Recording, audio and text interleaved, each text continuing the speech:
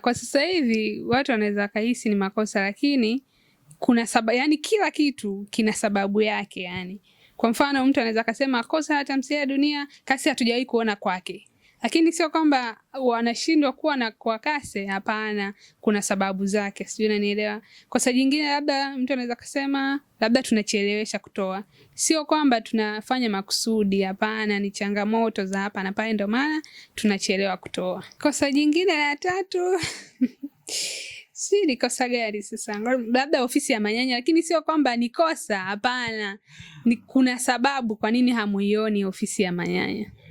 Na mmoja kati ya watu ambao walikuwa wanaleta judgment nyingi kuhusiana na swala hilo la ofisi ya manyanya, mimi ni mmoja wapo, kwa sababu mimi ni shabiki mzuri sana wa tamthilia hii, na nilikuwa najiuliza sana ni kwa nini ofisi ya manyanya hatuioni, kitu ambacho kilikuwa kinaniumiza zaidi. So tutegemee kwenye season 2 msimu wa pili tutaiona ofisi ya manyanya? Kila kitu mtakiona kwa sababu ndo kwanza, yani season 2 tuseme ndo dunia inaanza sasa. Ile season 1 kama vile ilikuwa utangulizi. Kwa mambo ni moto moto. Yeah. Okay. Na kwa mfano wewe ndo ungekuwa director sasa wa Tamthilia Dunia, unahisi ni nani na nani, hata kama ni wawili, watatu au mmoja, hawakuwa na vigezo vya kupewa nafasi katika Tamthilia Dunia? Ni vile tu kwamba huyu hakustahili kabisa kukaa hapa, kwa nini amekaa? Ningekuwa mimi ningemtoa. Hapana, kila mtu ambaye yupo pale anastahili. Hata mimi ningekuwa director, huenda isingekuwa wao ila kungekuwa na wengine. Kwa maana hiyo wale wapo pale kwa sababu wanastahili. Yani kila aliyepo pale anastahili kuwepo pale. Kwa hiyo mimi naona ni sawa. Huenda mimi ningekuwa director, hata kama wasingekuwepo wale, wangekuwepo wengine, ila lazima wangekuwepo. Okay, jibu zuri. Tukiachana na nafasi ya uigizaji kama mtu mwenye roho mbaya ndani ya Tamthilia Dunia, je, katika uhalisia sasa wa maisha yako, wewe unaishi vipi na watu wengine, jamii inayokuzunguka? Yani kwa sababu mle tumeona una roho moja mbaya sana na mimi ulikuwa unanikera sana. Sasa huku nje uhalisia wa maisha yako pamoja na jamii inayokuzunguka ni vipi katika maisha yale ya dunia, au ni tofauti kabisa na watu wanavyofikiria? Hamna, ni tofauti sana. Yani katika mtu ambaye hata nikiingia sehemu kwanza lazima kila mtu acheke. Kwanza napenda ni mcheshi, japokuwa mimi ni mkali. Sio mpole sana, ni mkali, lakini pia ni mcheshi, naishi vizuri na kila mtu. Pia sio mnafiki. Ukinikosea nikiwa sikupendi, utajua tu sikupendi. Nikikupenda utajua nakupenda. Waga sina unafiki kwenye maisha yangu. Lakini Kathe, wewe umesema sio mpole sana, yani una ukali wako na upole wako. Mimi nikikuangalia naona kabisa wewe na ukali tofauti. Yani kama vile walikuforce wewe mkali. Yani hebu tuambie, mimi naona kabisa wewe ni mpole. Huu ukali ukoje kwa upande wako? Ili tujue Kathe ni mkali. Nini kitokee ili tujue Kathe ni mkali? Watu watajifunza hata the way mnavoishi mtaani. Namna ukinikwaza utaona tu upande wangu wa pili. Ila mimi ni mpole sana. Mpaka yani uone ukali wangu ni kwamba umenikwaza. Kwanza sipendagi kuongea mara 3. Nikiongea mwisho mara 2. Nikiongea mara 3 nakuwa mkali. Okay, nadhani mmejifunza hapo kwamba pamoja na upole wake ambao tunauona hata hapa sasa, mimi mwenyewe nilistuka nilivyomuona kwa mara ya kwanza. Sasa huyu ndo yule kweli au ni mapacha? By the way, ni mpole sana, lakini pia anasema ana upande wake wa pili ambao usije ukatamani kujua kwa namna yoyote. Ni kitu kizuri, nafikiri kila mtu anacho hicho kitu. So uliwaumiza watu wengi kihisia wakati unawafanyia watu matendo mabaya, hasa Mati kwenye Tamthilia Dunia, kiasi kwamba watu wengine walikuwa wanatoa comment mbaya kwa upande wako. Hii kwako ulichukuliaje? Yani the way ulivyokuwa unamtreat Mati kwenye Tamthilia Dunia, huku nje watu wanaumia na wana comment vibaya sometimes kwamba huyu ana roho mbaya, si ni mchawi, si ni nini. Wewe hizi comment ulikuwa unazichukuliaje? Yani zilikuwa zinakuumiza, ulikuwa unazipozia au ni vipi? Hamna, zilikuwa haziniumizi, zilikuwa zinanifurahisha. Yani ilikuwa inanionyesha ninachokifanya kinafika kwenye jamii. Kwa hiyo kwangu ni kitu kizuri sana. Yani hamna kitu ufanye kiasi kwamba watu wakivae wakibebe. Yani hiyo inamaanisha umewagusa kiasi gani. Manake message ilikuwa ni message sent, ilikuwa inawafikia. Haina maana mimi nifanye kitu kibaya watu wakipokee kwa uzuri. Vizuri Kase. Kusingekuwa na maana yoyote.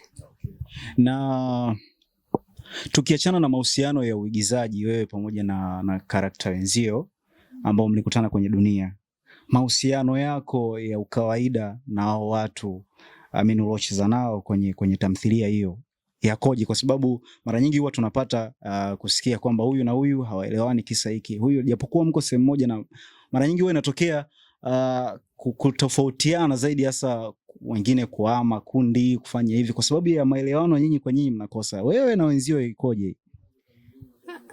Mimi na wenzangu tuko sawa, yani tuko sawa, tuna ule ukaribu wa kikazi, lakini kuna baadhi ya watu ambao sasa ndo nashare nao vitu vyangu vya msingi vya karibu, lakini kuna wengine ni ule tu uhusiano wa kazini. Nipo kazini tunaongea, nipo kambi tunaongea, tunachika kibinadamu, lakini siwezi nikakushirikisha mambo yangu ya ndani. Lakini kuna wale ambao naweza nikakushirikisha jambo langu, kanishirikisha la kwako, tukaishi maisha yakaenda. Nimekuelewa vizuri sana. Na unajisikiaje baada ya actress mwenzio Violet Wamanyanya kushinda tuzo ya Final Best Upcoming Actress of the Year East Africa and Southern? Wewe uhisi kama ile tuzo ilikuwa inakufaa wewe labda, yani kwamba hii tuzo ni huyo tu basi amechukua, lakini ni ya kwangu kabisa, mbona mimi nimeua sana humo? Uhisi hicho kitu labda? Hapana, yani katika kitu ambacho ningeumia ni Vai kukosa ile tuzo.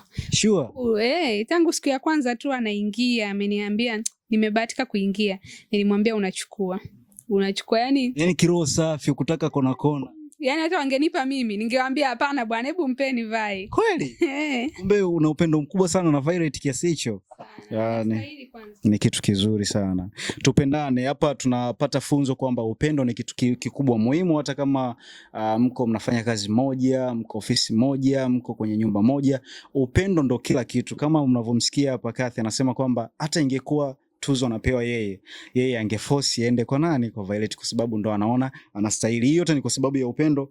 Mtazamaji wangu hapo, na umejipangaje katika kazi zifuatazo kuhakikisha kuwa tuzo zinazokuja sasa zinakuwa za kwako au unachukua wewe? Yani umejipanga vipi kwamba msimu ujao usikubali, lazima mimi nichukue?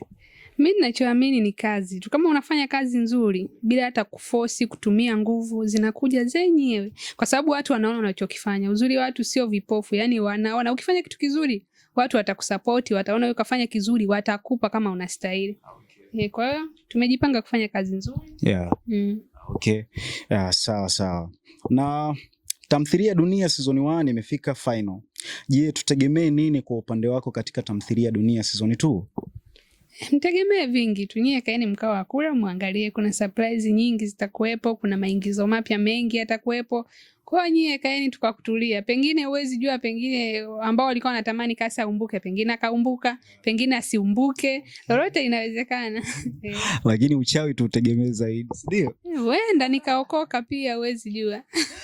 Okay, haina noma. Na kitu kingine nafikiri tunapenda kujua kutoka kwako Kathy, kwenye Tamthilia Dunia tumeona kazi yako ni msusi. Kwenye uhalisia wa maisha kazi yako ni hiyo au na kazi nyingine tofauti?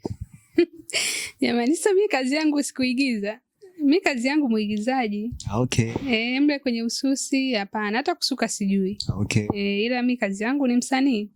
Tukajua labda kuna kitu kingine unafanya by the way. Okay. Na kwenye industry ya muziki na maanisha, sijui ni mpenzi unafuatilia labda? Sana tu. Unapenda muziki?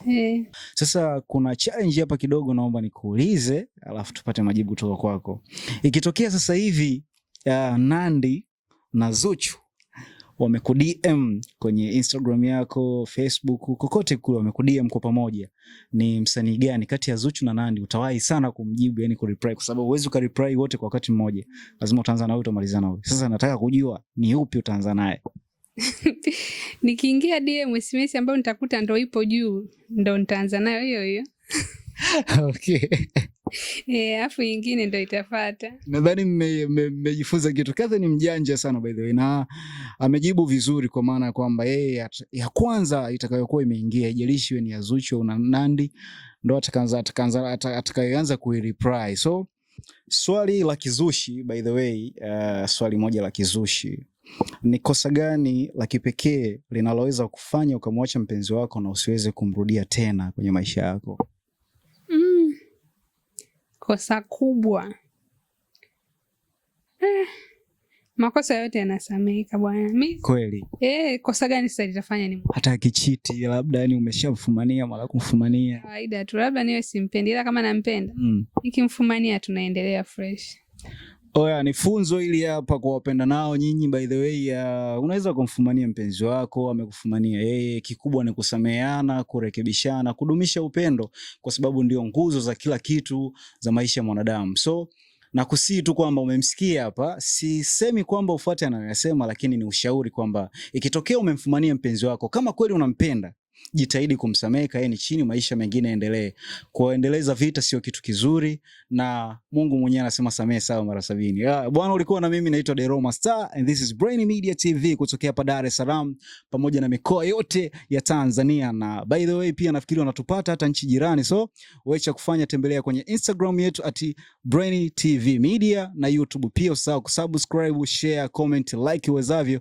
Lakini pia tuendelee kumuombea hapa dada yetu Catherine ili aweze kufanya vizuri zaidi kwenye industry na siku moja aje kuwa msanii mkubwa, aendelee kuiwakilisha Simiyu pamoja na Tanzania. Asante sana Catherine, mimi naitwa Deroma Star, karibu sana. Asante. Yeah, okay.